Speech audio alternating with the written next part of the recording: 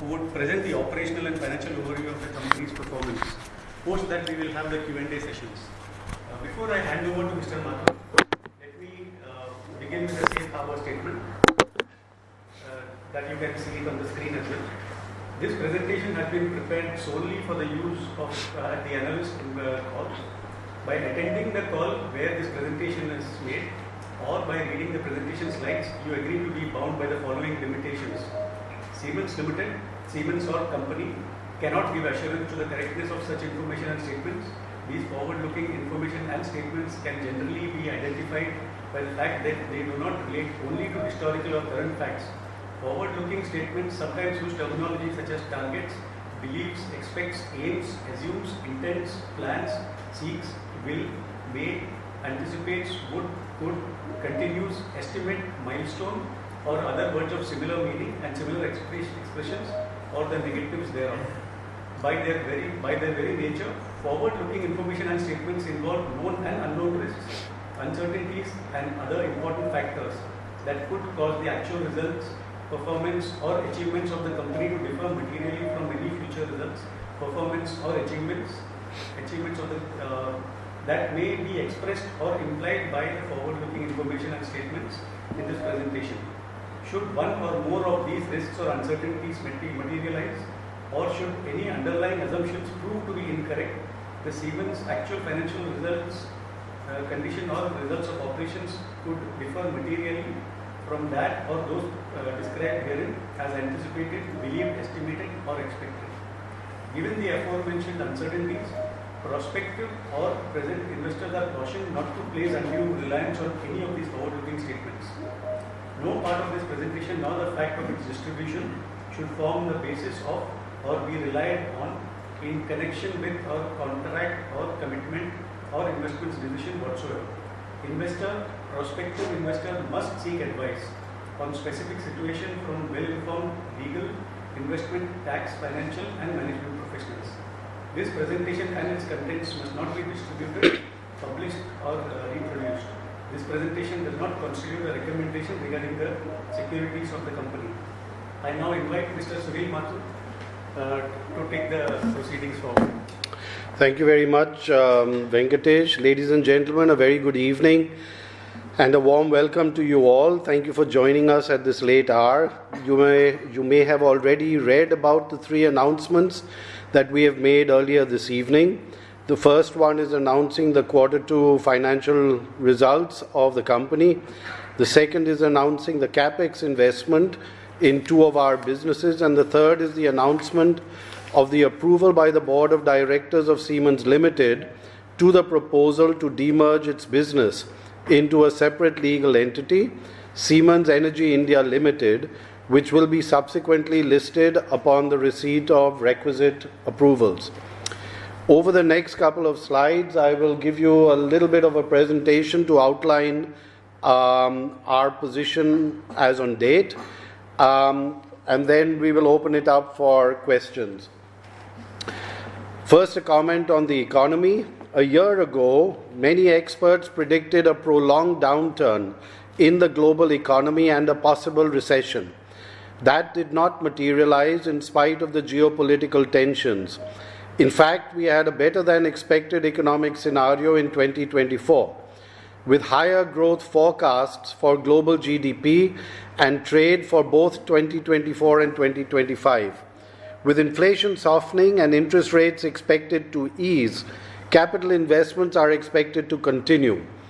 However, we cannot ignore the downside risks as a result of an escalation in geopolitical tensions. As you are all aware, the government's thrust on capital expenditure in infrastructure was reflected further in the interim budget 2024, with the capital outlay for financial year 2025 being increased by 11% to 11.1 lakh crore rupees, while the railway outlay is at an all-time high of rupees 2,55,000 crores. As government focus continues on capex spending in infrastructure, we maintain that private capex will follow. This is evident through increasing capacity utilizations in the private sector and in the announcements of investments by various corporates across sectors such as data centers, power, metals, cement, automotive, e-vehicles, pharmaceuticals, railways, semiconductors, batteries, electronics, and green hydrogen. For Siemens Limited, the second quarter of fiscal year 2024 showed a robust growth in revenues built off a strong order backlog. Some large orders have been deferred. There has also been a slowdown in ordering of industrial automation products due to normalization of demand following shorter delivery cycles. Our growth in profits include volume and price effects, continued productivity measures, as also gains on account of sale of property and dividend received from subsidiaries. Overall, our Q2 financial year 2024 results reflect the continued robustness in the economy led by government spending in infrastructure, which has resulted in increased capacity utilization and the beginning of capacity expansions by the private sector. Our growth plans for the year remain intact, and as you see reflected in the words of our global CEO, Dr. Roland Busch, the growth rates in the past years have demonstrated that India is indeed on a growth path and is attracting more high-quality and complex products for manufacturing in this country. With that, let me hand you over to our CFO, Wolfgang Wrumnig, to give an overview of the financials for Quarter 2 and the half year. As you are aware, Wolfgang took over as the CFO of Siemens Limited with effect from March 1, 2024. A warm welcome to you, Wolfgang. Over to you. Thank you, Sunil. Good evening from my side as well. Today I will give you a quick update on our financial performance in Q2 and H1 of this fiscal year. I will start with Q2. We have finished Q2 with a strong revenue growth of 19.3%, driven by all businesses. 3 out of 4 businesses have generated double-digit revenue growth, and I need to call out Smart Infrastructure at 29% and our Mobility business even at 59%. Key drivers have been excellent backlog conversion and robust project execution. Our new orders are below prior year level, but last year we booked a large locomotive order with more than 250 billion order value. We have also seen a couple of orders slipping from Q2 into Q3. Another highlight of this quarter was EBITDA at 15%. This represents an increase of 240 basis points versus prior year quarter. Volume increase, a positive product and business mix, and price enforcement have contributed to the margin expansion. Profit before tax is at 22.2% and profit after tax at 17.1%, also representing a significant increase versus prior year. Earnings per share in Q2 is at 25.5. Now I'm going ahead and talk about H1 of this fiscal year. Revenue is up 20.6% versus prior year, with growth rates north of 20% in 3 out of our 4 businesses. We continue to strive for flawless execution of our projects in the interest of our customers, and we have also been able to turn the orders of the past quarters into profitable revenue. We do see a very positive development in orders of our energy business, with 34% growth versus prior year, while we still see the destocking effect in our industrial automation business. The large locomotive order we booked last year also impacts the growth rate for H1 significantly. Our EBITDA for the first 6 months is at 30.6% on a similar level as last year. On a comparable basis, by excluding FX and commodity hedging impacts, our EBITDA margin improved by 170 basis points.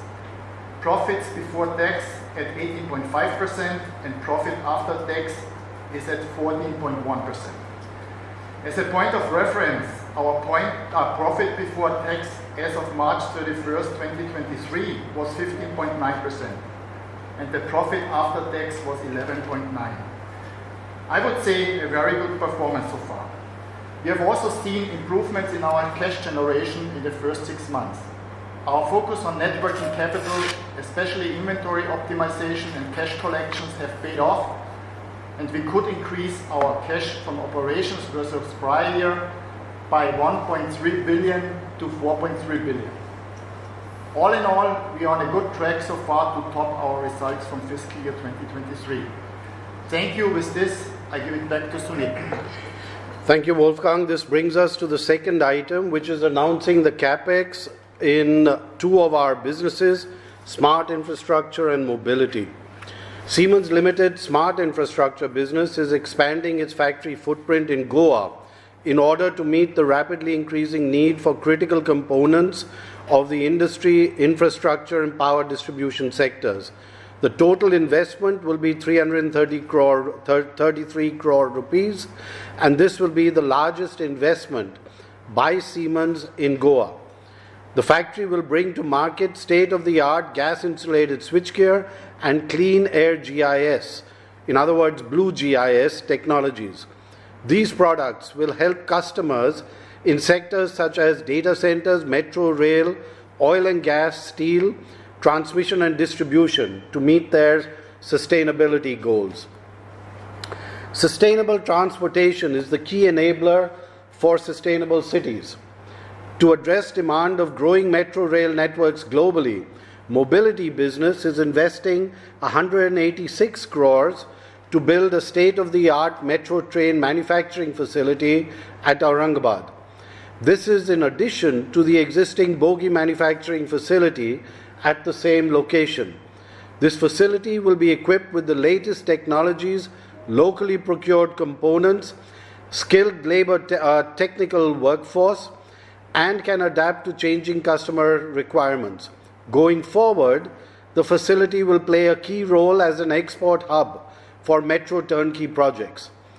This is in addition to the capacity expansions of the power transformer factory in Kalwa and vacuum interrupter factory in Goa, which were announced by the company in November 2023. With this, the total capex investment is expected to exceed 1,000 crore rupees. Both factories will rank among leading globally benchmarked sustainable factories, while also contributing to the Government of India's Make in India and Atmanirbhar programs through localization.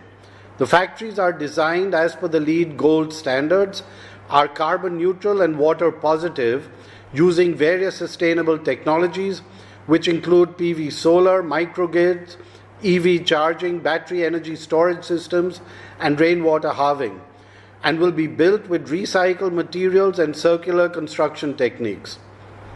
I now come to the third item approved by the board, which is the demerger of the energy business of Siemens Limited.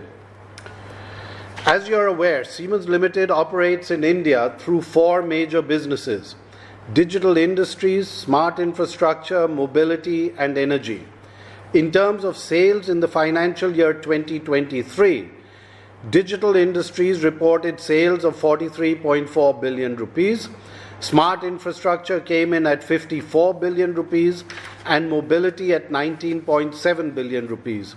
The energy business, which is proposed to be demerged, clocked sales of 59.9 billion rupees. EBITDA margins in financial year 2023 of the digital industries business was at 14.8%, smart infrastructure at 13.6%, energy at 12.7%.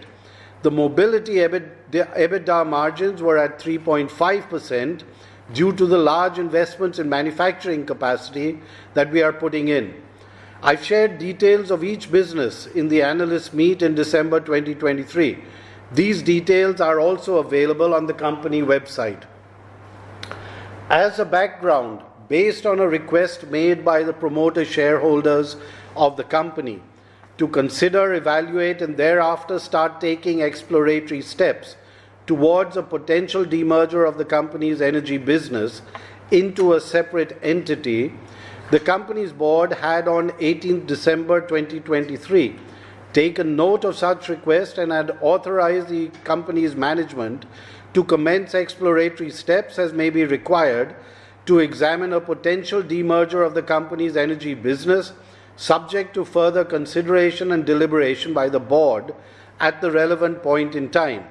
The board had at such meeting also approved the incorporation of a wholly owned subsidiary, Siemens Energy India Limited, on the basis that such subsidiary may be required if and when the board decides to implement the aforesaid demerger.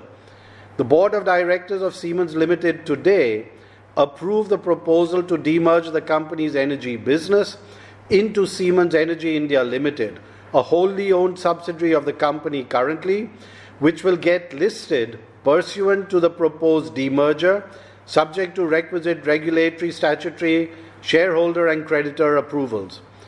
Post the demerger, both companies would have identical shareholding, 69% by Siemens AG, 6% by Siemens Energy, and 25% by the public. Shareholders of Siemens Limited will get 1 share of Siemens Energy India Limited each for every 1 share held in Siemens Limited. A share entitlement report from an independent valuer, Ernst & Young, and a fairness opinion from a registered merchant banker, Axis Capital, were placed before the Audit Committee of Independent Directors, and has been approved by the Board of Directors of Siemens Limited on recommendation of the said committees.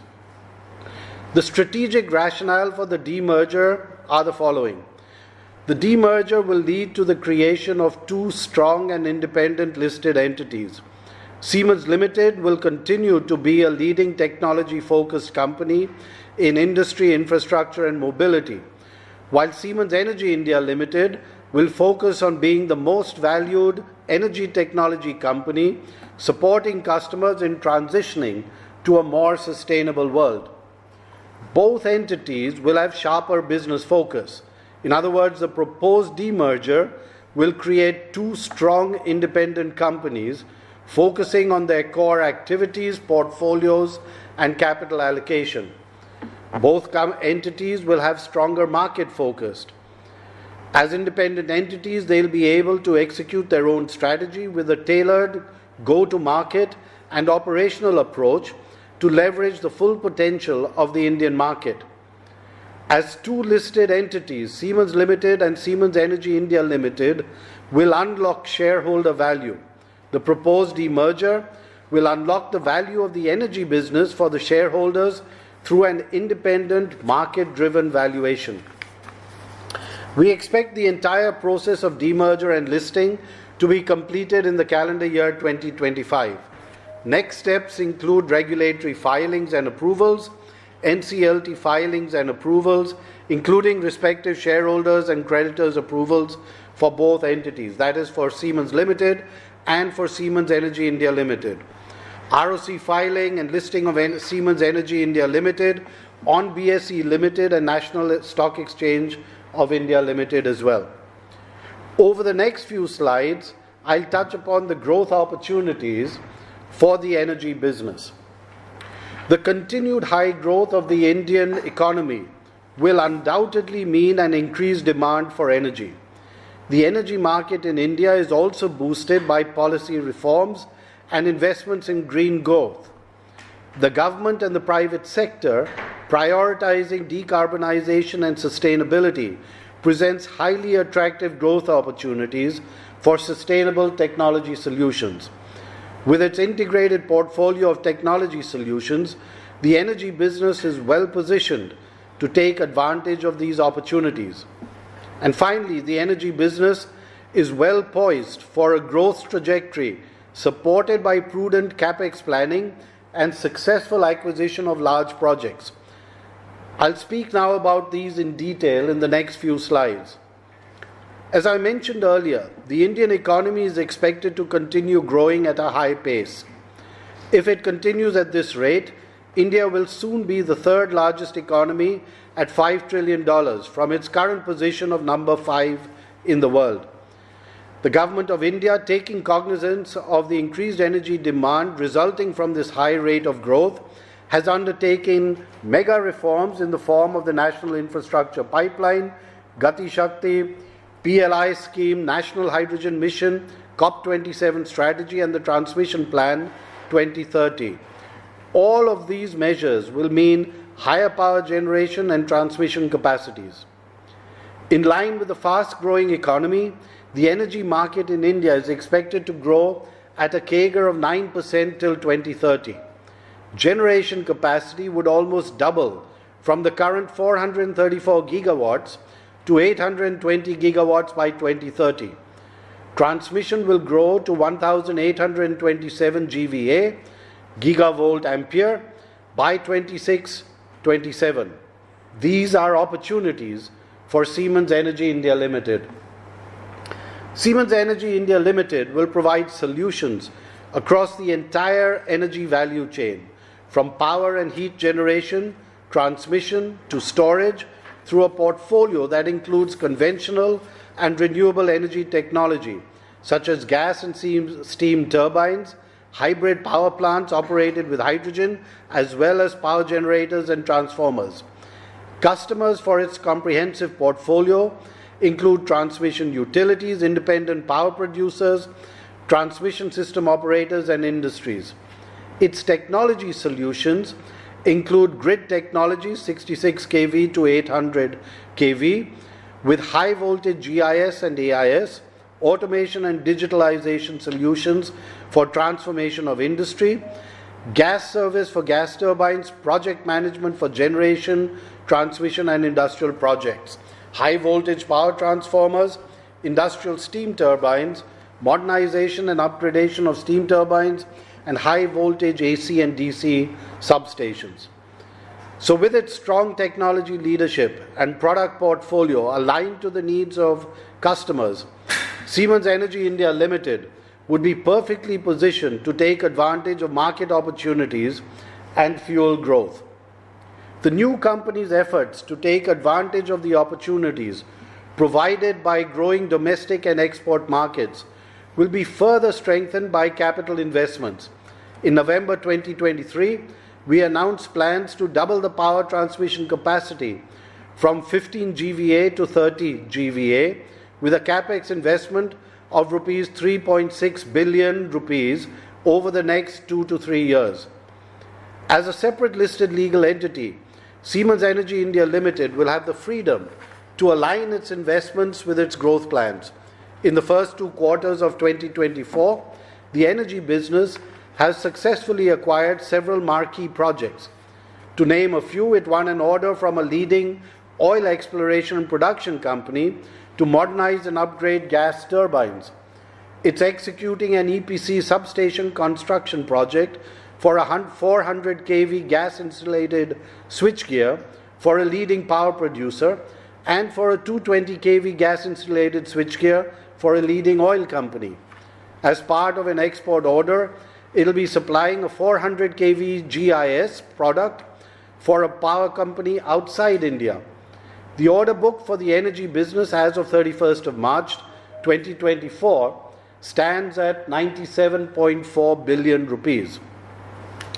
Coming to the major businesses that will remain a part of Siemens Limited: digital industries, smart infrastructure, and mobility. The digital industries business focuses on consulting and supporting customers from the discrete and process industries in their digital transformation, thereby enabling customers to be more resource efficient through increased flexibility and productivity while providing higher levels of quality. The business has been growing at approximately 33% with an average EBITDA of approximately 12%. The smart infrastructure business intelligently connects energy systems, buildings and industries, enhancing the living and work conditions while significantly improving energy efficiency and sustainability. This business has been growing at approximately 28% with an EBITDA of approximately 11%. The mobility business enables connectivity for road and rail and enables mobility operators to make their infrastructure intelligent and increase their value sustainability. This business has been growing at approximately 33% with an EBITDA of approximately 7%, partly also due to the high investments that we are making in this business. Digital Industries comprises market-leading business units that address customers' needs for software, automation, and services. As India's economy continues on its growth trajectory towards the next milestone of $5 trillion, the contribution of the manufacturing sector will also grow. So will demand for technologies such as digital twins, industrial edge, 5G, smart manufacturing, etc. The Digital Industries business of Siemens Limited has process automation solutions for process industries as well as factory automation for discrete industries. Digitalization makes up a significant component for both. For instance, digital CNC software can help machine builders simulate and test process flows in a completely virtual environment. With its portfolio and technology strength, Digital Industries is uniquely positioned to drive the digital transformation of customers.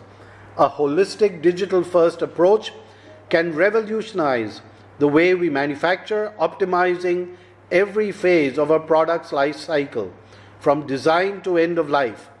Technology to make this happen is already available, and it was showcased at the recent Hannover Messe, the global fair focusing on industrial transformation.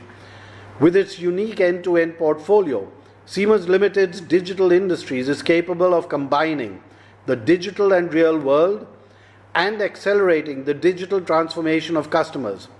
We will continue to see growth in manufacturing driven by government investments, policy support such as PLI scheme, incentives and capex investments by the private sector, supported by the rising capacity utilization and improving balance sheets.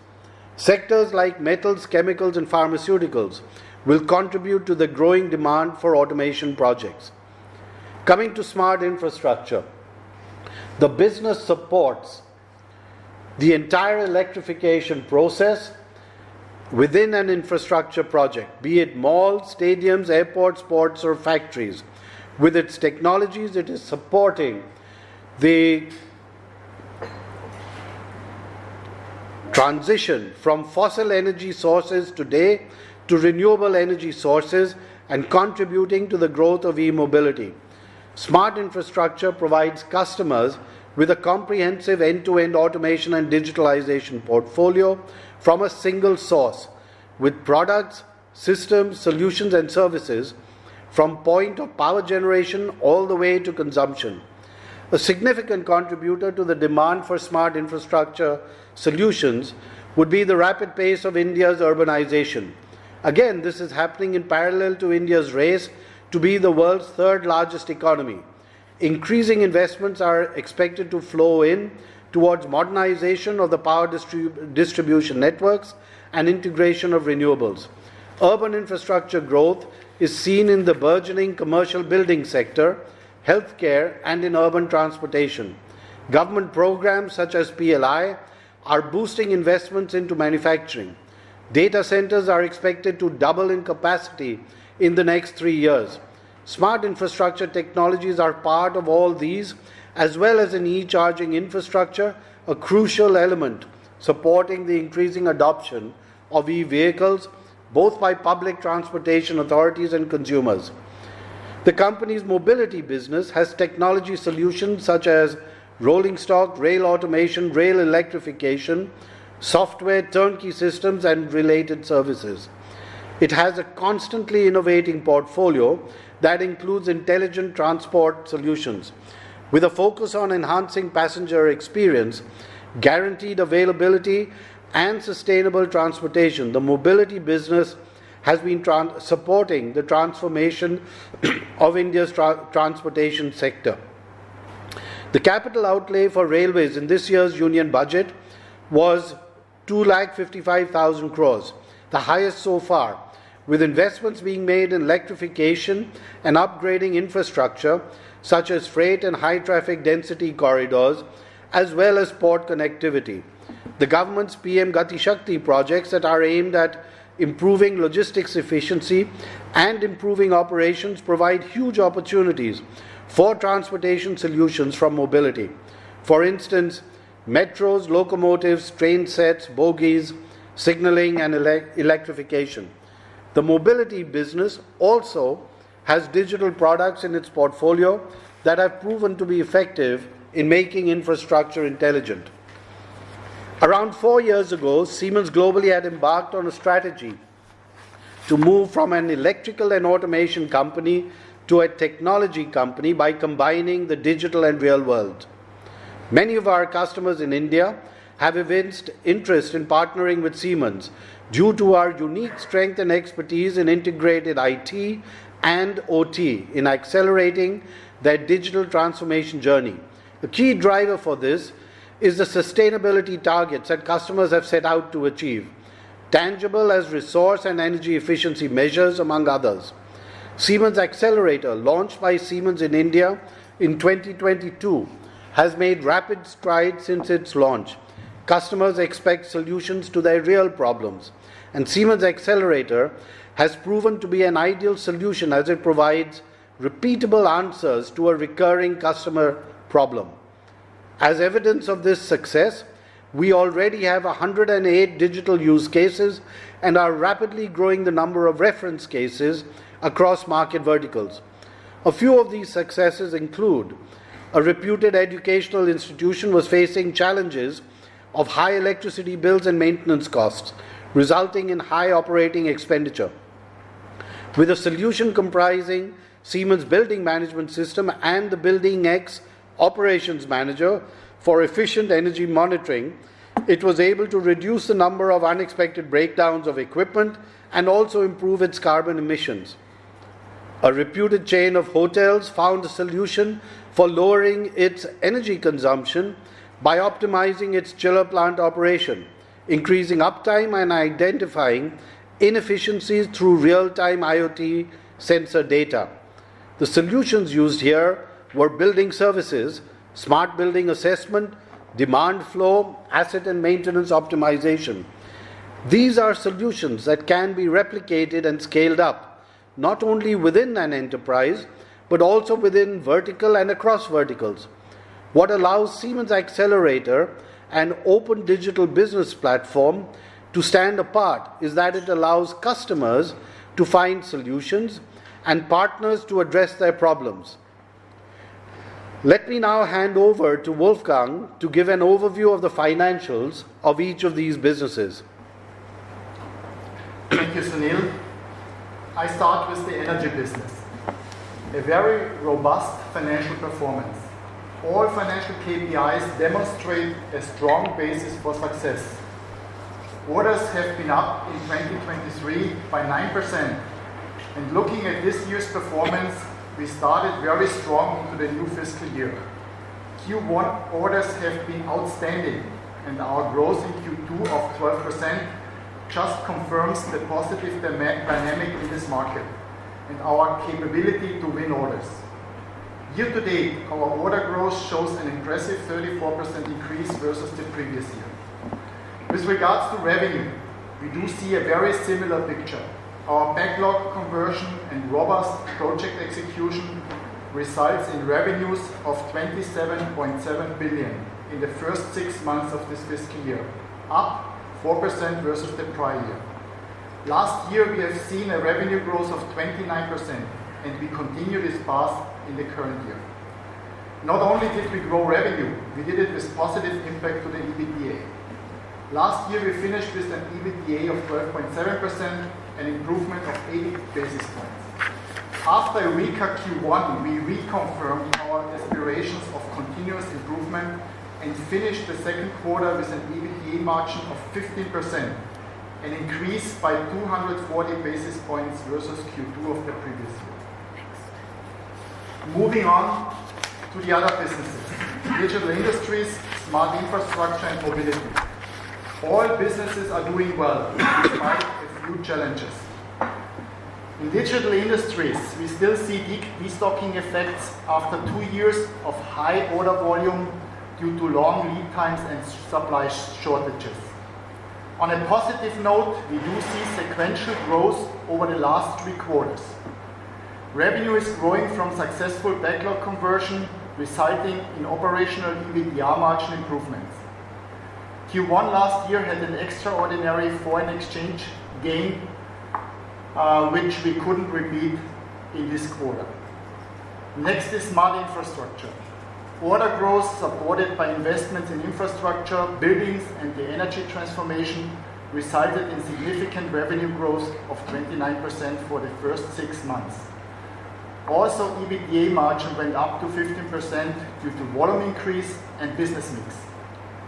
Finally, our mobility business. The large locomotive order last year with over 250 billion is impacting our order growth rate negatively. The market is intact and we do see a lot of tendering going on. A larger order expected in Q2 slid into H2. Our order backlog helps to generate significant revenue growth. Last year at 53%, while in the first 6 months we have increased revenue year over year by 68%. And we do this with positive impact on our profitability. After Q2, we are at 7.6% EBITDA margin, representing a 220 basis points margin improvement.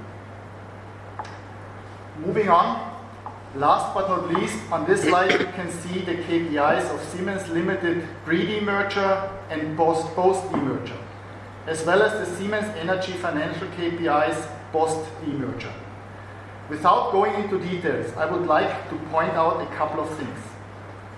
Both entities will have a healthy backlog, almost 100 billion for Siemens Energy and over 370 billion for the new Siemens. Both companies have been able to grow revenue significantly. Siemens Energy plus 13% in the last financial year and the new Siemens north of 20%. Both companies are focused on profitable growth, confirmed by increased EBITDA margins last year and also this year. In summary, both companies are well prepared for their future after the demerger. With this, I hand it back to Sunil. Thank you, Wolfgang. In closing, let me iterate the key points.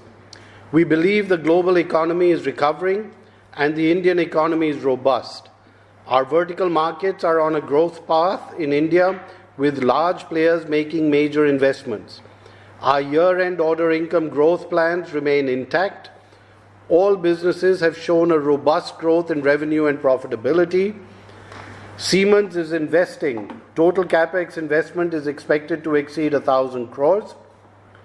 The proposed demerger of the energy business is expected to be completed by calendar year 2025 and will create two strong independent companies focusing on their core activities, portfolios and capital allocation.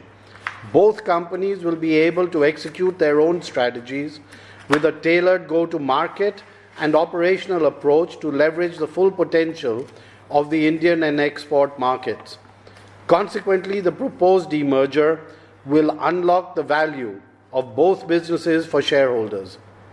Thank you, and we are now open for questions.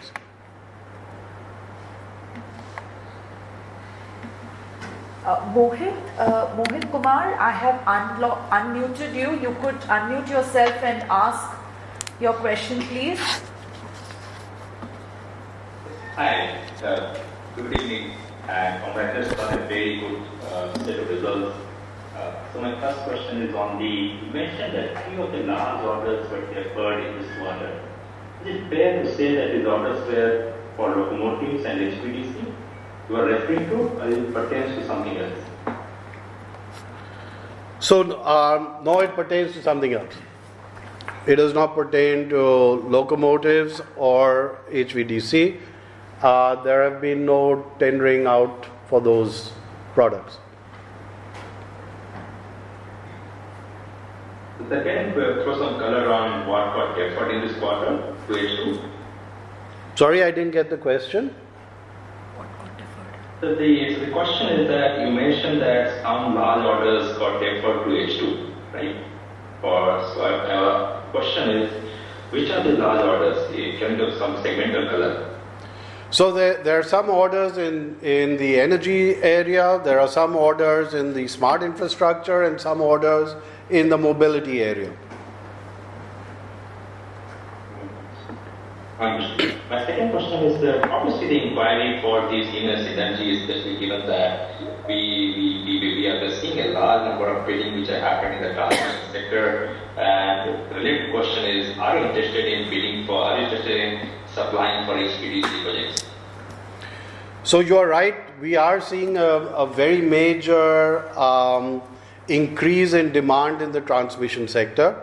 And part of the announcement in CapEx that we made in November 2023 of 360 crores was towards to serving exactly that demand by adding capacities in power transformers. Yes, we are open also to bidding in HVDC. Expect this to materialize in this fiscal year, is that right? What will materialize, sorry? So most of the projects were bid out for the private parties in FY24, but we haven't seen that translating into an order inflow for players like us. So I'm trying to say, do you see that most of these translating into an order inflow for the next 6 months?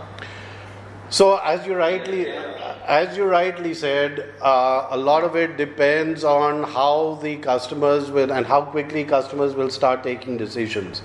At this point in time, we don't know whether these orders will come in this financial year or in the next.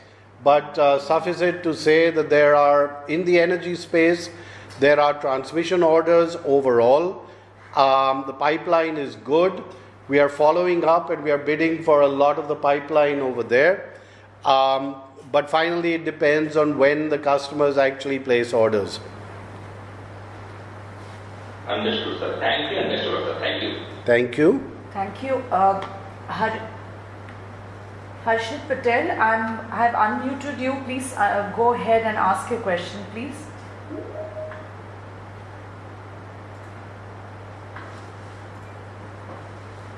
Harshit, you'll have to unmute yourself and ask the question, please.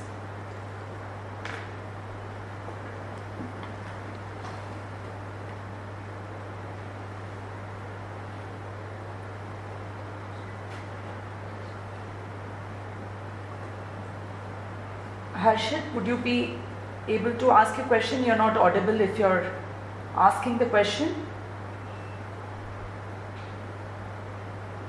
Harshit, we'll come back to you. Parikshit, I'm unmuting you now, and please feel free to go ahead and ask your question, please.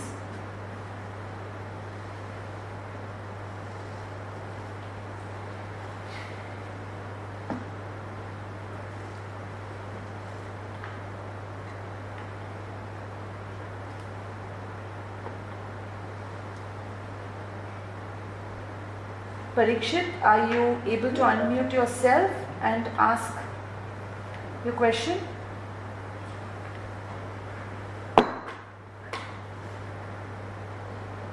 Okay. Renu, would you be able to unmute yourself and ask your question? I have unmuted you from our end. Yes, Renu, please go ahead. Yeah, am I audible and clear? Yes, Renu, you are. Please go ahead. Sure. Thank you. Thank you for the opportunity. I have two questions. First, on the performance, if you look at first half performance, can you highlight what is the impact of FX or commodity gains during the first half, given that second quarter we have seen brilliant profitability performance? So any adjustments there, or it's pure operational in terms of performance and margins? Maybe I answer here. Yes, there have been, of course, positive and negative impacts through FX and commodity hedging. So I mentioned it. So if I look at the EBITDA reported margin, so we have, if I look at the H1, 13.6%, and if I exclude the FX and commodity hedging impact, it will go up to 13.4%. If I look at the Q2 numbers, the 15% reported EBITDA margin would be 15.4% excluding FX and commodities. So we have 40 points in the quarter and 30 points in H1 of FX and commodity impact. for it, but bulk of it was essentially operational and mix impact that we have seen. The bulk of improvement was coming from operational performance based on volume increase, based on mix and of products and businesses, and as Sunil mentioned, also based on productivity measures we have implemented. Surely. Second, if you look at the export part of our portfolio, traditionally, most of Siemens exports typically tends to be housed in the energy business. In addition, we have seen with the recent announcements, you have mentioned capex for metro projects, where it would be also used for global export orders. So is it possible to highlight that post this demerger, what initiatives would Siemens Limited be taking to drive a much more broad-based portfolio for the global markets, apart from mobility that you highlighted? Any other key areas you think which have opportunities to scale up for various global markets or global supply chains? Absolutely, Renu. So I mentioned about the metro already. Our bogie factory on the mobility side is also doing predominantly export business. So mobility is definitely very much a part of the global supply chains of Siemens. On the smart infrastructure side as well, we have our factory in Goa, which is largely catering to export demand. Their vacuum interrupters and so on, relays and vacuum interrupters and so on, they are definitely serving to a very large extent the export market. The investment that we are doing right now, that we have announced today, in the expansion of the facilities in Goa for GIS, one part of that is the blue GIS, and the driver for that is also export demand for blue products globally, driven by global customers' requirements for sustainable products.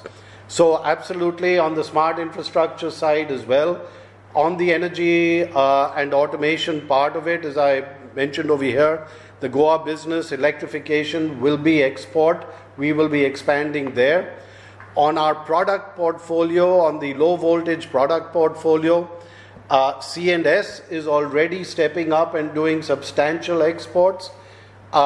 We see that expanding in line with the projections that we made, actually faster than the projections that we made when we acquired the company. So absolutely, the smart infrastructure and mobility will definitely be very largely focusing also as part of the global supply chains for exports. And related to this, if we see in the last few quarters, there has been a visible change in the commentary from the group with respect to leveraging India as a manufacturing base. And we've also seen that translate in terms of capex and investment dedicated for some export market as well. So strategically, while domestic will continue to grow at its own pace, but do you think export as a portfolio can see material ramp up for global markets, and has it seen that incrementally focus from the group and from the Indian entity? Absolutely, Renu. And these details that I just gave earlier is demonstrating very clearly the intent of the group, of the parent, to expand the manufacturing activity in India, not only for India but also for global. So there is very clearly a much larger appetite globally for manufacturing in India. I mean, the 1,000 crores that we have announced in terms of capex, this is probably the largest capex announcement that we've made ever since I've been around. So, and you've been around a long time as well. So, I think you haven't, both of us have not heard numbers of this magnitude. So that basically demonstrates really the focus that the parent company has on using India as a base for their global network. Sure. And secondly, coming to the energy part of the business, two questions here.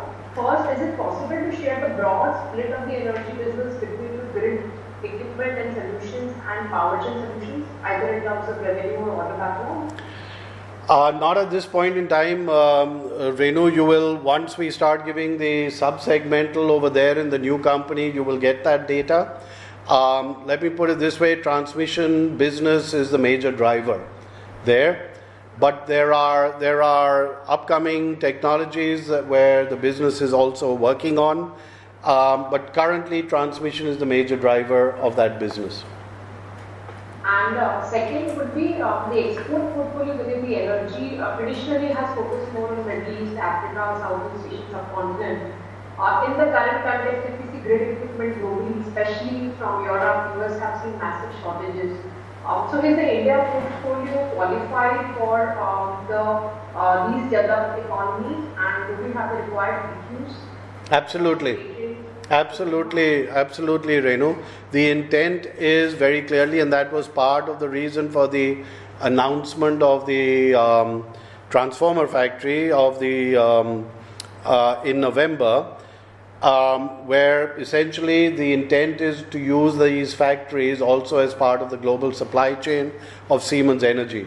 Already, the energy business in India is already exporting to multiple markets, as you said, and the intent is to expand that also further in the transmission space. Primarily because global markets on transmission capacity utilizations are already maxed out, and it makes sense for Siemens Energy at a global level to use India as a manufacturing base to serve their global requirements as well. Thanks much and best wishes, sir. Thank you. Thank you, Renu.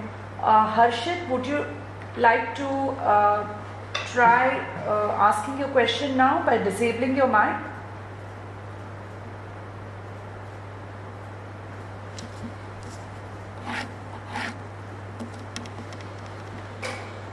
Okay, we will go ahead with the next question from Charanjit.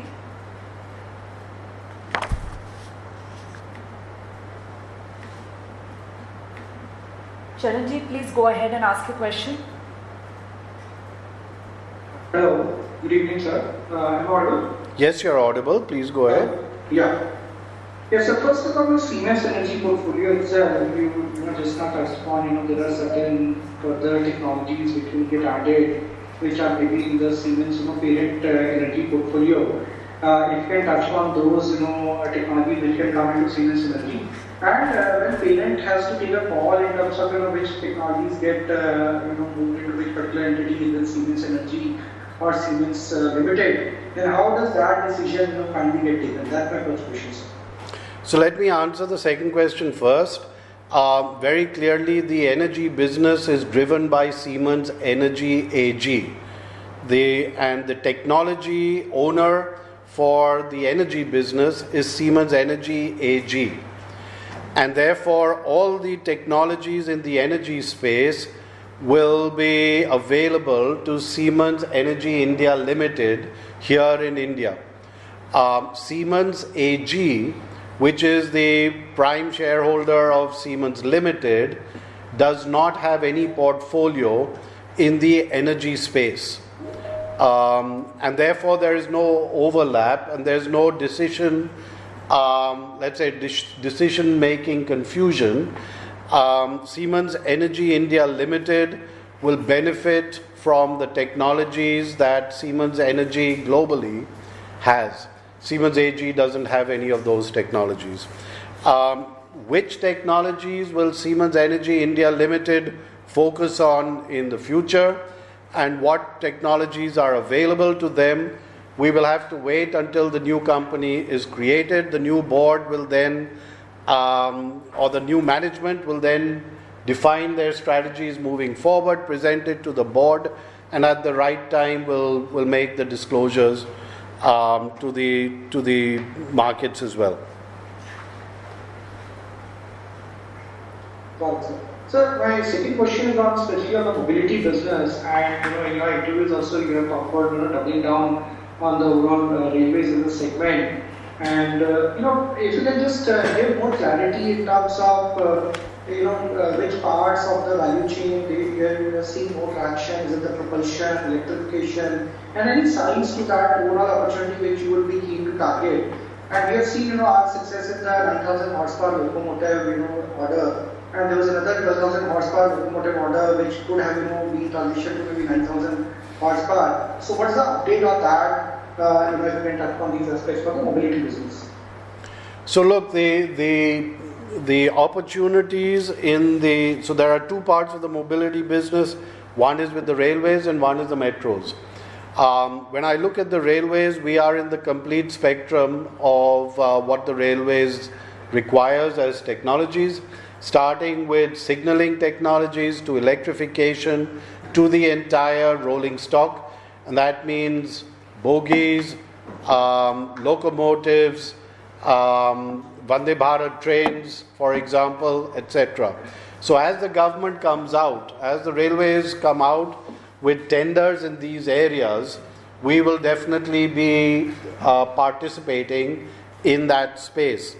On metros, the fact that we're opening a factory right now basically demonstrates our view on the Indian market, but also the fact that we will use the factory over here to start catering also to global demand. And the factory will be a part of the global network, but will also cater to the Indian market here.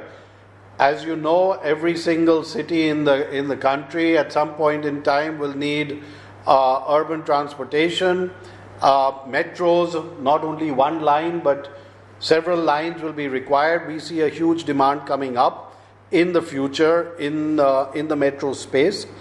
So definitely that is a market that we see. So I think we are looking at the entire spectrum of railways and metros in our mobility business here.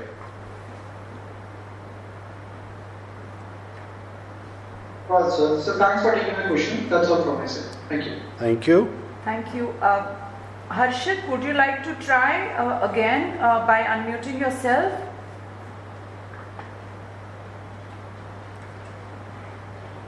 Okay.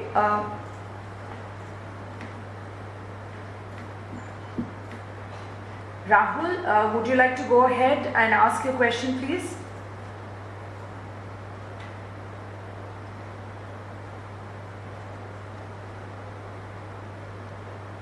Rahul Gazare, you've been unmuted. Please feel free to ask your question. Yeah, hi. Good evening and thanks for the opportunity. Good evening.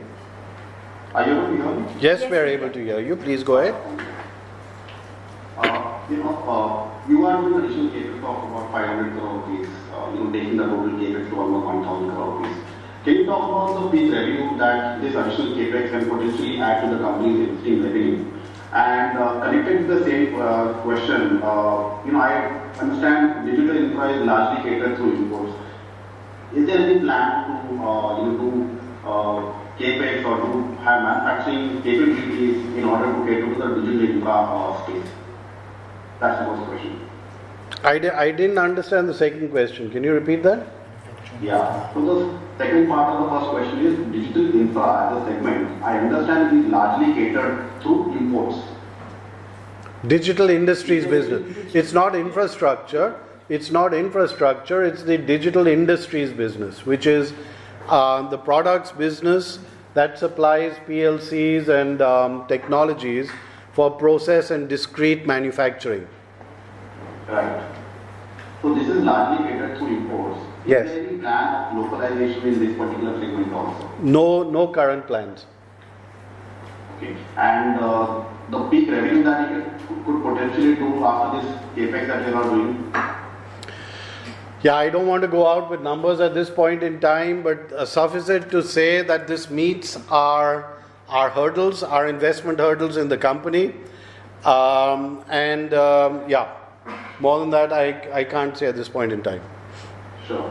So my second question is, certain companies have talked about heightened competition in certain areas.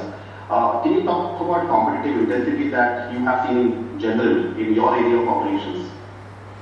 So yes, as the market grows, competition grows. And all our competitors are active. We are active as well, and our intent is to continue being a market leader in all the products that we are supplying and all the services and solutions that we provide to our customers. So yes, competitive activity has substantially increased. But that's normal in a growing market. Right. So this last bit is on the interest cost which was increased materially in this particular quarter. I mean, given you have a very clean balance sheet in terms of debt, can you just talk about what is this interest cost which is sitting in the second quarter of financials? We don't have that data just now. We'll send it to you subsequently. Sure. Thank you very much. Thank you, Rahul. Aditya, and you are ready to go next. Feel free to ask your question.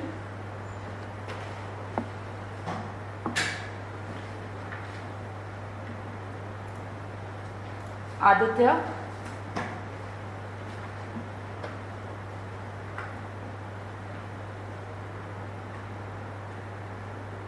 Am I audible to you all? Yes, please go ahead. Thank you. Thank you for the opportunity and congratulations to the entire team on such a strong result.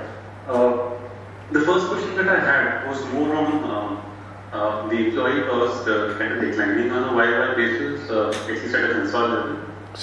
Sorry, please repeat that. Yeah, it seems as if the employee expense for the quarter is down on a YY basis. I wanted to check if there is an element of productivity gains sitting over there that can be sustained, or should one think through that line into? So, I mean, again, this is specific. There's definitely a productivity gain, but if you want specific answer, we can send that to you later. Understood. The second question that I had was more on the weakness that one is seeing in the decision industry's orders. It's been, I think, now 2 quarters, and now our revenue line is higher and our order inflows are lower for the first half. Does that have implications for margins which have been fairly strong so far in that segment to start kind of normalizing down? Or do you think that this is more of kind of a cyclical effect here and there, and margins can actually be sustained at current levels incrementally as well? So as Wolfgang mentioned to you, the main reason for the slowdown in the industrial automation business is primarily destocking. And this is resulting basically in channel partners running down their inventories, and until that point in time there is a slowdown in the ordering. You've also seen, as you rightly mentioned, the last 2 quarters, while there has been a slowdown, the profitability has been robust. So, and it is our intent to keep it that way. We still have a healthy backlog, and we expect the revenue development to continue. Sure. One more question from my side. As we think through the demerger happening over time, you will eventually have 2 different sets of promoters, Siemens AG and Siemens Energy. Is there any thought process being shared on whether the related party transactions, specifically royalty, will start changing in any manner, or should we expect these RPT terms or royalty terms to be quite consistent in spite of there being 2 different sets of promoters incrementally? I think you can expect consistency. Sure. Thanks a lot for the color. Those are my questions here. Thank you. Thank you. Parikshit, you can go ahead and ask your next question, please.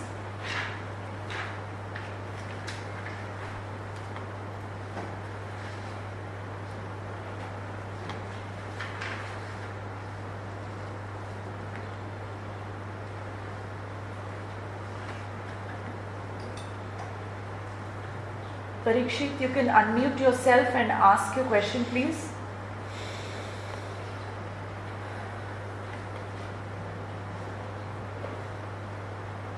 We'll go to the next question. Ravi, would you like to unmute yourself and ask your question, please?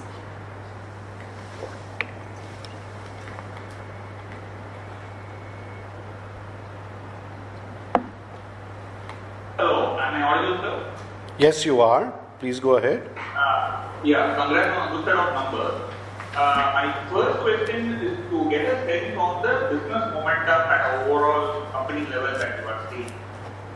Just wanted to get a sense on how the inquiry pipelines and how the bid pipelines are for you at an overall company level. Are you seeing an acceleration in terms of demand, or compared to say previous year, or if you compare previous year to the previous year over that, are you seeing it moderating it bit from the high base? How the inquiry pipeline is planning out? We can use your thought process across various categories like government, private, sub-segments like say data centers, electronics, and the various other categories that we can talk about. Even the traditional sectors like steel, cement. Okay. Overall, the inquiry pipeline is robust. Has it gone up over the prior year? I would not say so. Is it at the same high level as in the prior year? Definitely.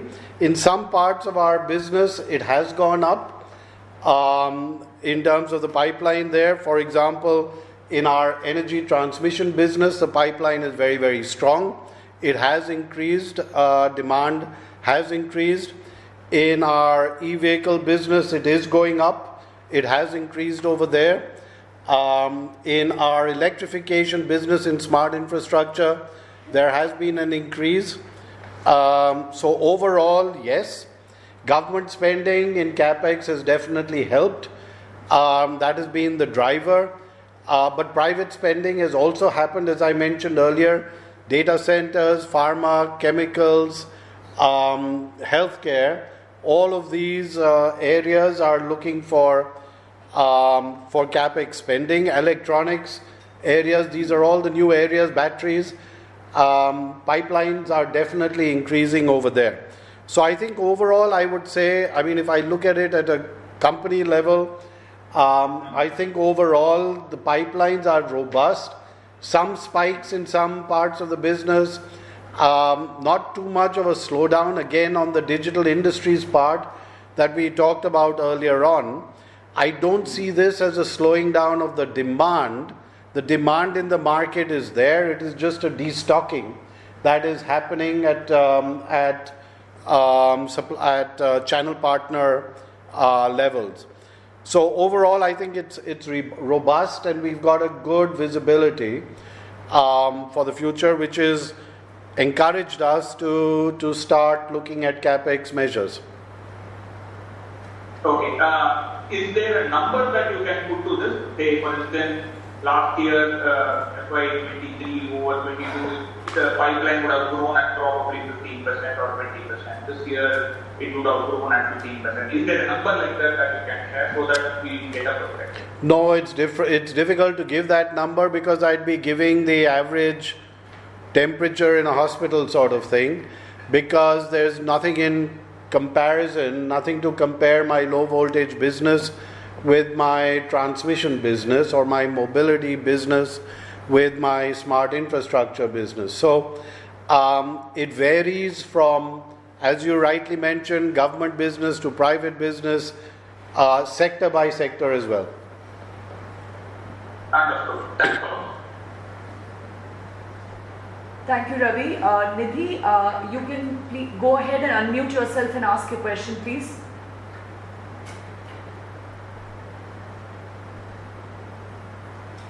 Hi, am I audible?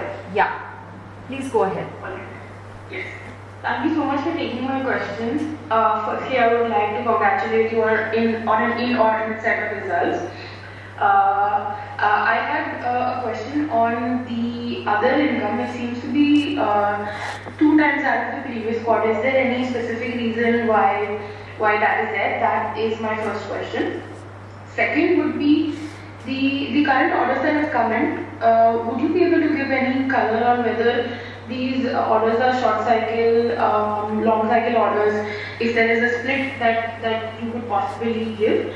And the third question is that we've seen this immense profitability this quarter. Is it something that would be sustainable long term or even for the next 1 or 2 quarters to come, or is this something that will say like a derivation of lumpy revenues? The other income and profitability system. So Wolfgang, over to you. Yeah, okay. So on your first question regarding other income, there are two topics we can mention. One is the gain of sale of properties in this quarter within SIL, and the second topic is the dividend payment of our subsidiaries we have booked as other income. Okay. The second question is the profit sustainable. You want to talk about that? At the end of the day, you have seen over the last couple of quarters that we have focused on improving our profitability, and we will continue to do so. As I mentioned, there are of course different factors impacting the profitability. It's on one hand the volume growth and the business mix, and our focus is also in improving profitability by focusing on productivity measures. So we will continue to do so, and we expect that this will have impact on our margins going forward. So on the order mix, again, it's a mixture of both short cycle and long cycle. It's a mixture also of government and private. So I think it's a good mix all round. We've seen a good growth on the private ordering, and we've seen an equally good growth on the government ordering. There have been, as we mentioned, some deferrals of orders or spillovers from one quarter to the other, but I think that is pretty natural. All right. Thank you so much. Thank you. Thank you. Parikshit has sent us, he's unable to join via audio. He sent us questions on WhatsApp. I'm reading it aloud. 2 questions and then we can answer. Parikshit, these are your questions. Question number 1 is, how will energy transition, clean energy like hydrogen battery storage play out between 2 companies? That's question number 1. So I mean, this is, as you're aware, Siemens Energy Global is virtually the only integrated energy company in the world, and they have all these technologies with them. And they and the new management and board of Siemens Energy India Limited will at the right time review how big the market here is, what is the right time to invest, and technology will then be available to Siemens Energy India Limited at the right point in time. The second question is on mobility. Locomotives order had work started and on locomotives order, has the work started and revenue started accruing? So yes, work has started, very much started on the project overall. Revenue has started being booked. As I mentioned in one of my earlier meetings, this is a POC project, and therefore as costs get incurred, the revenue recognition is done accordingly. So the answer to your question is yes. Revenue is being recognized on a continuous basis. Okay, we've also got the question from Harshit, who is unable to read out his question on WhatsApp, so I'm reading that out to you. That's on HVDC.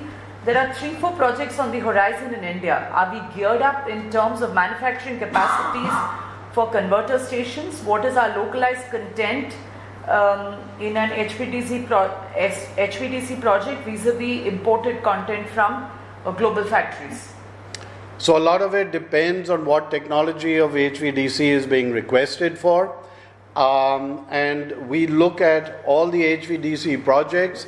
We examine them from a technology perspective, we examine them from a realization perspective, but we also need to acknowledge the HVDC market globally is booming, and therefore we have got to look at it, and along with the parent company Siemens Energy AG, on whom we are dependent for technology and for some products as well, we've got to work together with them to see where the priorities actually lie in terms of the bidding process. how realistic are orders over here in actually materializing in the short term versus the realization at a global level. So there are a lot of factors that play into HVDC projects. We are geared to do them, but we take them on a very selective basis, taking into account the technologies, the customer, the payment terms, the availability of resources, engineering resources, etc. And we are building up resources here in the country on the HVDC side in particular as well, in terms of technologies.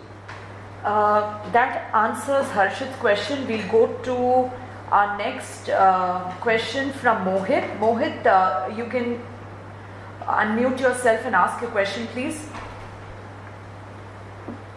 Hi, thanks for the opportunity once again. My first question is you announced the capacity expansion for medium voltage GIS. Is it fair to say that medium voltage GIS use case is primarily for renewables? And is it possible to find a market size for this product in India and globally? So this GIS factory, it is not only for GIS, but it's also for RMUs. For the GIS factory in particular, yes, it is primarily for the Indian market. But as I mentioned, as we develop components for Blue GIS, these will be then supplied as part of the global supply chain into global customers or Siemens globally, who will use them in the global markets. Right now, the Blue GIS is not really affordable at the Indian market. Over a period of time, we expect these prices to come to a level where Indian customers will afford them. But until that time, we will develop them for the global market. The size of the opportunity of the transmission market and distribution market, you're well aware of. We've put it on the transmission side, 1,800 GVA over there. On the distribution side, it's effectively every DISCOM in the country is going to need it. So the size of the market is huge. For GIS in totality, for Blue GIS, I'm a little bit more conservative. Mm-hmm. The second question is on the block signaling opportunity from Indian Railways. We expect this opportunity to accelerate over the next 12 months, given the government thrust on safety and speed. Is it also right to say that we are one of the few who have the complete technology? For what were you saying? For what was the first part? Sorry? Block signaling opportunity. Block signaling. So let me put it this way: we do have the complete integrated portfolio for signaling, right? And this goes across the entire value chain. On the signaling part, we do have it, and we will offer it to the Indian Railways as and when tenders come. We are already bidding for many tenders on the signaling side. And it's not only to the Indian Railways, but also for metro projects.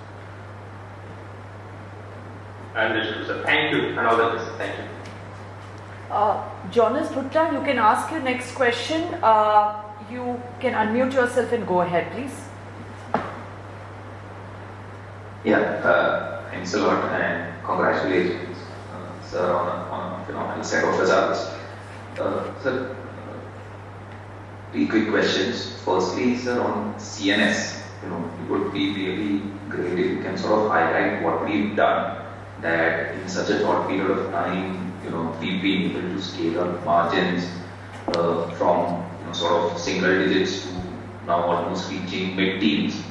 And does this margin profile of at an EBITDA level of almost 18-19% look sustainable to you, given that exports have further room to grow?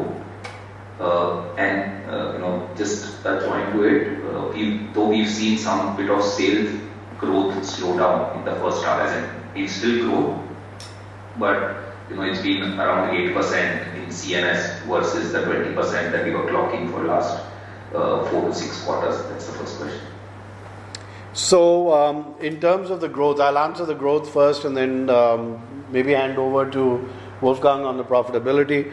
The growth that you see of 8% is, strictly speaking, not really comparable to last year. Last year there was a large order that we had received.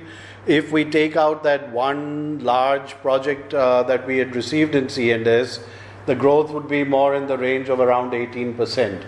So C&S is definitely growing. Our footprint, our export footprint is growing substantially as planned, actually ahead of plans as well. We are continuing to address new markets. We are continuing to get depth into additional global markets as well in the identified countries that we had done at the time of the acquisition. So I think the growth story is definitely good. The margins, as you say, are robust as well. Wolfgang, do you want to comment a little bit on that? Yeah, I believe in the C&S Electric we have done a lot to improve the competitiveness of the company, which at the end of the day resulted in the mid-teen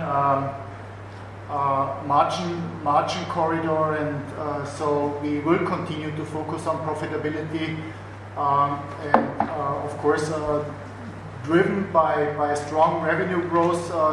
Yes, you said it's slowing down a little bit, but we will continue to grow going forward, expanding also in the global market. So I believe the margin of mid-teens is a reasonable level. Understood. So my second question was to understand this one business of industrial drives, LV and MV drives. So how has that business performed for you in the recent past? And what are the localization levels in that business?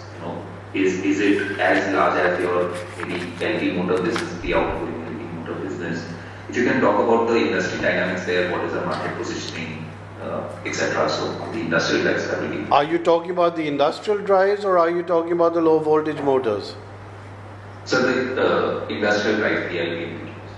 Yeah, so the industrial drives is a part of the motion control business that we have.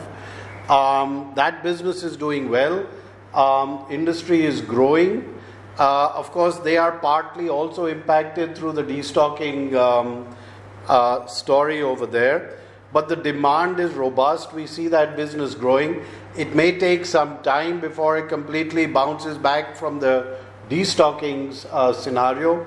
Our projection is in the October-December quarter, they should start bouncing back there. But the demand in the market is pretty robust. And is it fair to say that the localization levels here are similar to that of PLC, or they are at least slightly better in terms of? No, PLC we have no localization, no?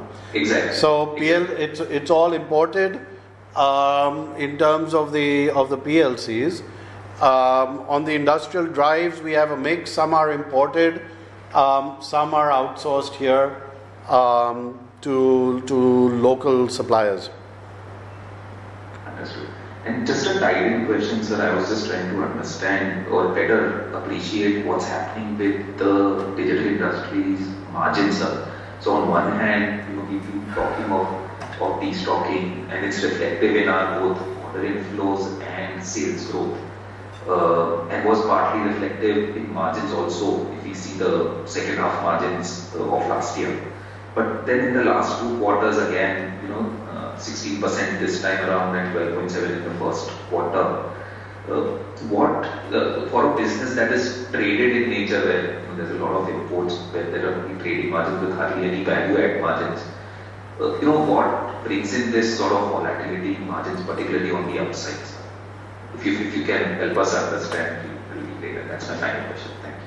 So as I mentioned in my presentation, there has been some major impact from FX and commodity hedging in the DI business last year. So significant positive impact on margin, which we didn't see this first half of the year.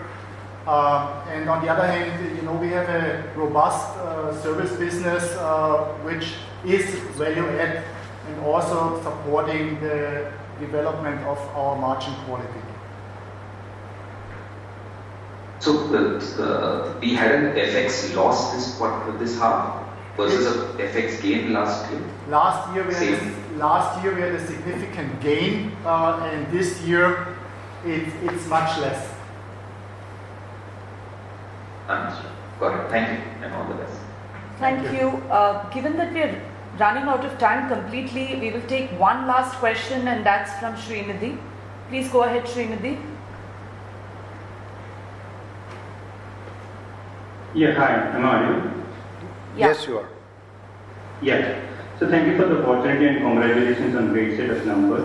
So if you look at mobility business, it's likely to scale up significantly from here onwards. But if I look at the margin profile of this business, so not only it has been volatile, it has been a lot lower than the portfolio margin for the Siemens. So would it be possible to share some color on the likely trajectory of this business as the scale up of this business happens? And what I'm really looking at is can double-digit margins are possible as revenue ramp up? So traditionally, and this business until about 2 or 3 years ago was in double-digit margins while we were concentrating on electrification and signaling. As the market became more attractive on the rolling stock, we decided to invest in rolling stock as well. With the reopening of the bogie factory, with expansion of Nashik, and with the metro project that we've just announced. Those are heavy investments that have gone in to the business, which have naturally had impacts on the profitability. They will continue to have impacts on the profitability for the next couple of years as we continue to invest in these projects, land, building, machineries, and so on. However, we do expect as the volumes start coming up, the margins will start improving as well.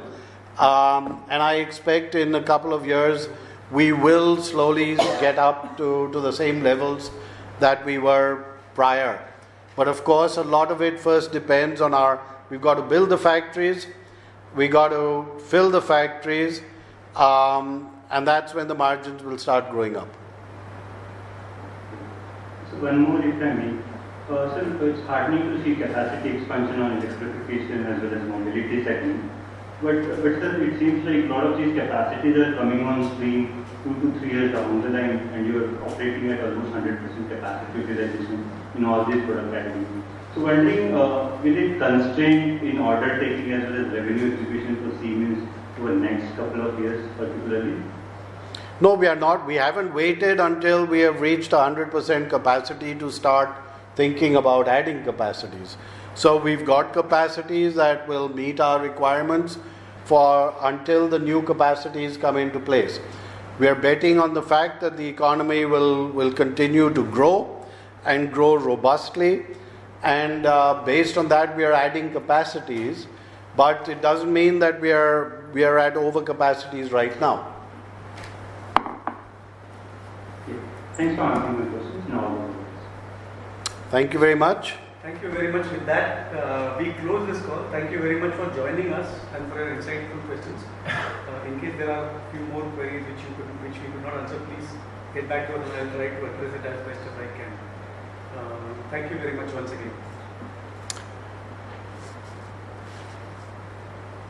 Thank you very much. Thank you.